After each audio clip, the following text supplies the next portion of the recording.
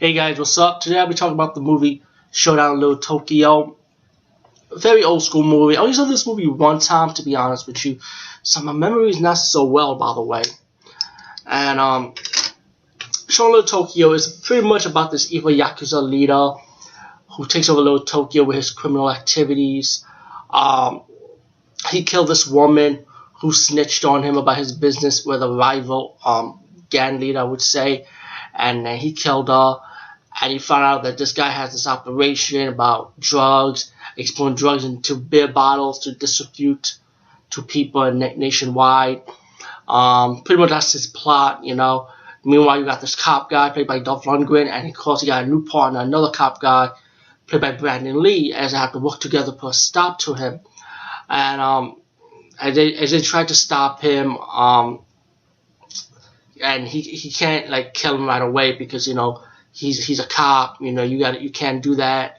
So Brandon Lee kind of talked him out of it, and so they walked away. Meanwhile, you got the villain, the Yakuza leader, played by Carrie or Gary. I forgot his last name. I've got to say his name actually. But when you see his face, you know who he is. He's the villain of Mortal Kombat Part 1. He plays Shang Tsung. So this is a guy who does a movie. He does movies for a long time. The villain of the Yakuza leader. He did movies before this and even after this, of course. But I just want to say that because when you see his face, you know who he is off the back. But I just had to say his name right. Sorry. Meanwhile, you got the cop guy. Talk to the boss Senna, played by Tia Carrera, who might have some kind of information, but she don't know nothing. While the main villain of the Yakuza kidnaps her pretty much and disrespects her. Meanwhile, you got Dolph Lundgren's character and the Brandon Lee's character, the two cop guys, going to the mansion, beating up the thugs. Dolph Lundgren took Tia Carrera's character with him because she was about to kill herself, so he put a stop to it. And he realized that he could have her as a witness to put a stop to him, to the evil gang leader, So while they come out facing the thugs, and he went to the bathhouse, stopped Tagawa's character for a while, the thugs for a while, but they went back to the bath. They must have defeated him in the bathhouse. Dolph Lundgren got to his home and tell her, you gotta come to move to another place to protect you. And then Tagawa's character got pissed off, and that's when he sent his men over to the house and defeated. They would find off the two cop guys, but they were able to catch Tia Carrera's character and kind of make Dolph Lundgren and Brandon Lee's character drop their weapons and come with them, and they start torturing them with electricity. While the villain of the Yakuza leader got Tia Carrera back in his car watching this. Dolph Lundgren's character finally escaped from the electrocution torture. Hope Brandon Lee's character to come out of that electrocution torture to go after Cary Tagawa's character. Once they got into the car, they were ambushed, and the car was being crushed. And then they lead their car to another crushing machine.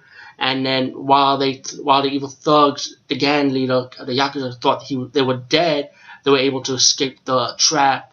And then, so that's when they start preparing, gearing up guns, fixing themselves up, and ready to stop Cary Tagawa's character by going to his main base, stop his drug operation, save the girl, and fight with thugs, and fight Cary.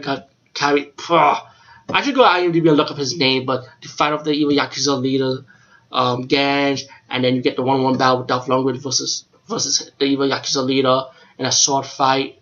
Dolph Lundgren defeated him, and then you got Brandon Lee, Tia Carrera's character, from walking off from Little Tokyo while all the Japanese residents start bowing down to him to show respect. The story is a simple plot, actually. Nothing new. Two cops trying to stop a Yakuza leader of his drug operation, and of course solving that murder case about the blonde female that was murdered by the Yakuza leader when her head got cut off. Pretty much we really know who did it, but it was mainly a drug operation that was stopping, actually. Brandon Lee did great in this movie, great action with him, great action with Dolph Lundgren. To me, this was more like a Dolph Lundgren movie than a Brandon Lee movie, in my opinion. But, I feel like the chemistry between the two worked really well. They did good. And it's just too bad Brandon Lee died so young, Hopefully, maybe if he was alive, They might even do a Showdown in Little Tokyo Part 2. Who knows? Because their chemistry was that good in this movie, in my opinion. Anyway, guys, check this movie out. Peace, guys, and see you later. And I'm sorry if I sound kind of off in my reviews lately.